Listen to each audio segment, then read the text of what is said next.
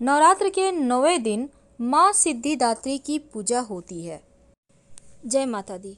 9 दिन तक चलने वाले नवरात्र का आखिरी दिन यानी महानवमी, तो 9 दिनों तक चलने वाला ये जो पर्व चल रहा है, जो भक्तिमय माहौल चल रहा है, और जब नवमी तिथि को माँ सिद्धिदात्री की पूजा होगी तब आपके सारे मनोरथ भी सफल होने लगेंगे, आपकी सारी कामनाएं पूर्ण होने लगेगी। क्योंकि नवमी के दिन माँ सिद्धिदात्री की पूजा तो होती है और माँ दुर्गा अपने 9वें स्वरूप में माँ सिद्धिदात्री के नाम से जानी जाती है। वैसे भगवती माँ का 9वां रूप जो है, इनका 4 भुजाएं हैं, इनका आसन कमल है और दाहिनी ओर नीचे वाले हाथ में चक्र है, ऊपर वाले हाथ में गदा है, बाईं ओर के नीचे वाले हाथ में शंख है और ऊपर वाले हाथ में कमल का पुष्प है।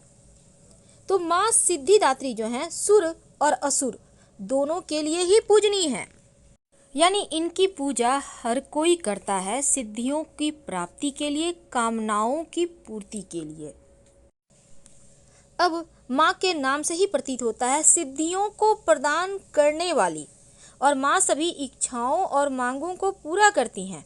ऐसा माना जाता है कि देवी माँ का यह रूप यदि भक्तों पर प्रसन्न हो जाए तो उसे 26 तरह के वरदान मिलते हैं।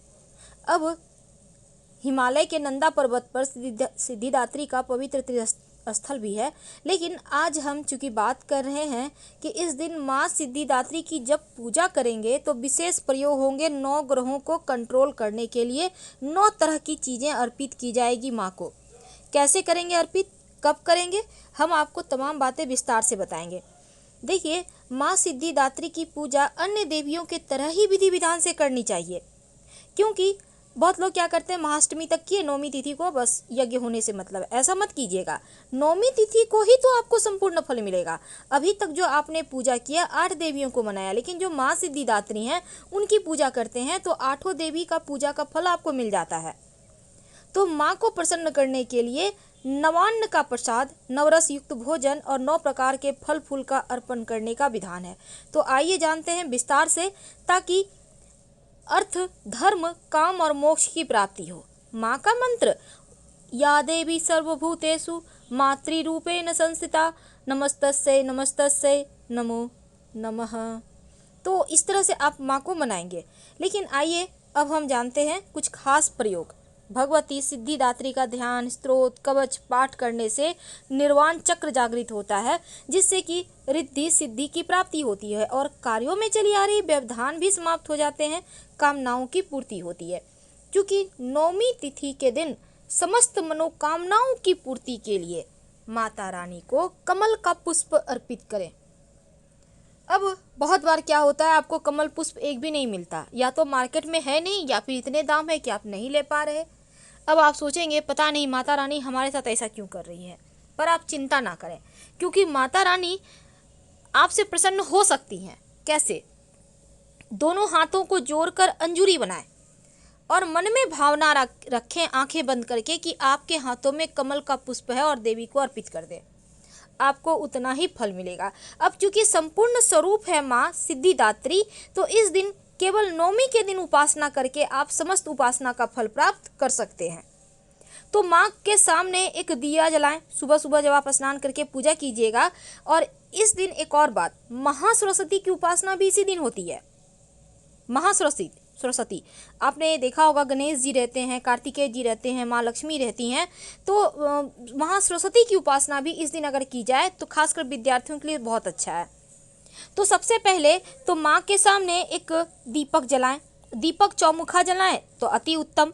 यानी आप एक घी का बड़ा सा दिया ले लें, उसमें चारों कोण आपका जलाना है, और ऐसा नहीं है कि 4 मुखा ही दिया लेना है, एक मुखा दिया में भी आप चारों तरफ बत्ती लगाकर जला सकते हैं।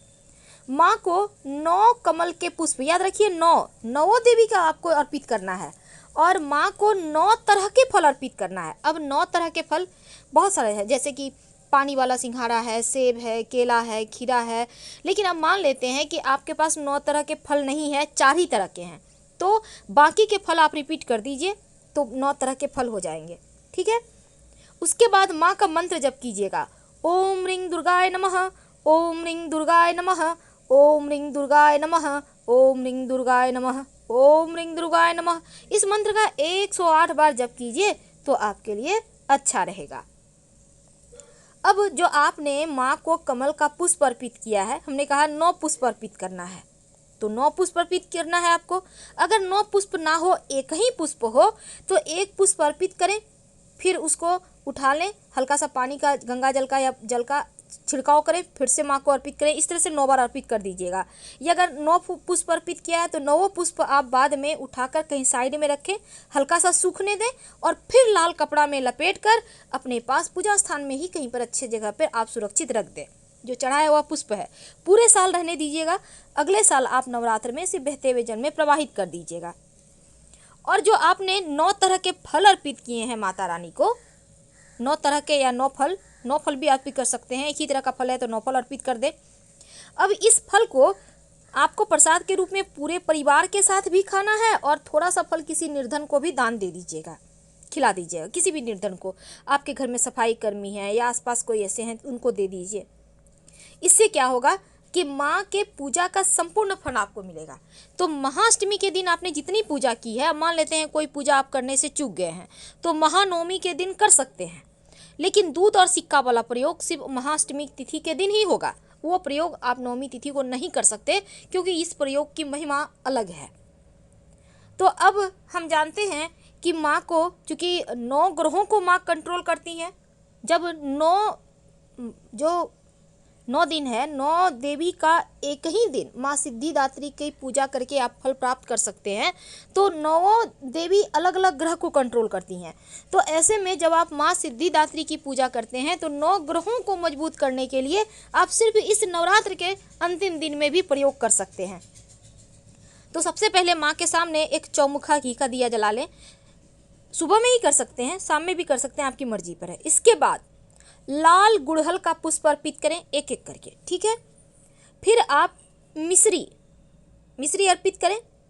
मिश्री का संबंध शुक्र से भी है, चंद्रमा से भी है। लाल गुड़हल का पुष्प का संबंध मंगल से है।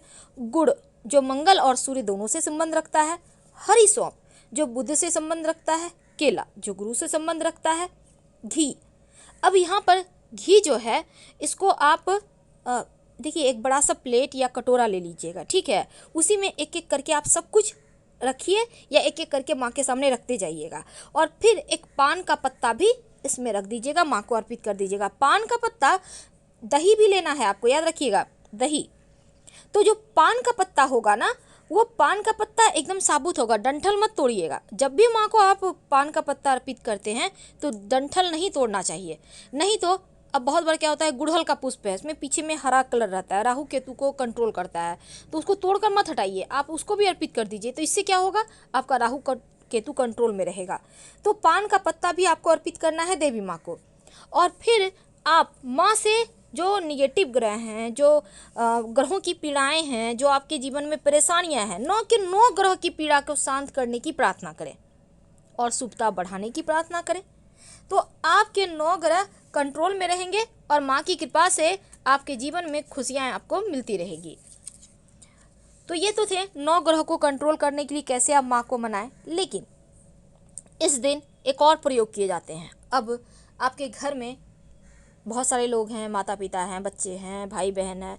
अब घर में आपको लगे कि कोई बीमार है, हमेशा बीमार रहता है, कई बार बुजुर्ग भी बीमार होते हैं बार बार, कई बार यंग आदमी भी हो जाता है। तो आप इस नवरात्र के अंतिम दिन एक प्रयोग कर लीजिएगा। क्या करेंगे, एक तांबे का छल्ला ले आएँ, आपको मिल जाएगा, कहीं भी आपको दुकान में मिल जाएगा तांबे का छल्ला, सुनार के दुकान में भी मिलता है, ले आएँ। अब इस तांबे को छल्ला में लाल मौली धागा बांध लें, ठीक है। अब इसको बांधकर हनुमान चालीसा पढ़ते हुए अपने घर के मुख्य दरवाजे पर लटका दें। यानी जब ये आप प्रक्रिया कीजिएगा उस समय आप किसी से बात नहीं कीजिए, हनुमान चालीसा पढ़िए और घर के मुख्य दरवाजे पर लटका दें। आपको लाभ होगा, आप देखिएगा, आपका मंगल अच्छा होगा, भूमि भवन का सुख बढ़ेगा, घर में खुशियाँ लौटेगी और किसी भी तरह का परेशानियों से आपको मुक्ति मिल जाएगा।